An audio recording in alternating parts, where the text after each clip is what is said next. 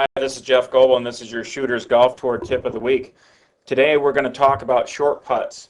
And if we could make a high percentage, 80–90% of our putts from about 6 feet and in, well, we're probably going to drop some strokes really fast. So here's kind of one of the things that I like. I have a routine that I use, and I'm pretty good from inside of short distances. I use a line on the golf ball to help indicate where I want it to go. And one of the things that I dedicate myself to my routine so I don't get distracted from other influences. I have the same routine every time.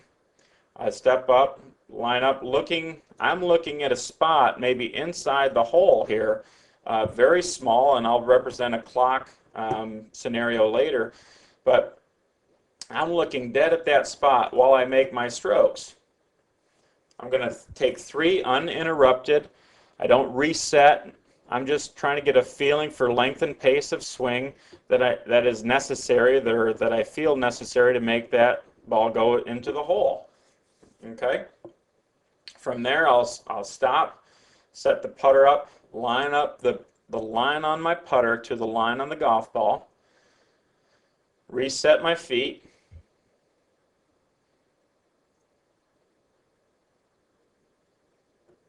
I'll look at the spot again once or twice, getting a feel for the line of putt that I intend the ball and to start its travel on.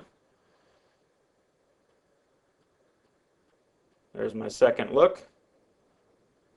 Get comfortable over it, look at the ball, and then what we see within 1 second, now this is in slow motion, but within 1 second, we see the best players. As soon as they look back at the ball, they make their stroke.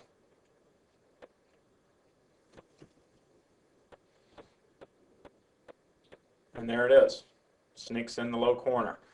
One of the things that we see, one of the things that I encourage everyone to try to go to, is lining up the golf ball. Now I draw a line on my golf ball here, and you can see that it's aiming right to the inside right center.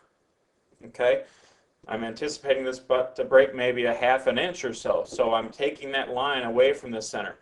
Here's my indicator. I use the cup and refer to it as a clock. So this is 12 o'clock right here, the back center of the cup. This is 1 o'clock. This is 2 o'clock. Well, we all know what a clock looks like. That was like first grade, right? So I want to define my target as much as possible. Then when I set up my putter, I'll set up the line of my putter to match the line on the golf ball. Then I don't have to think about aim anymore. I just try to get a feel for the length and pace of stroke and get the ball to start on that line. And that's really helped me become a really good short putter.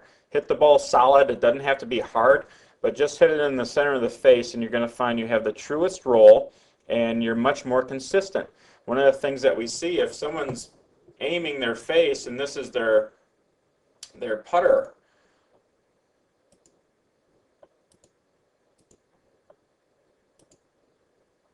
say their putter is lined up, this would be their putter here, but now they have it askewed and it's aiming more to the right or left.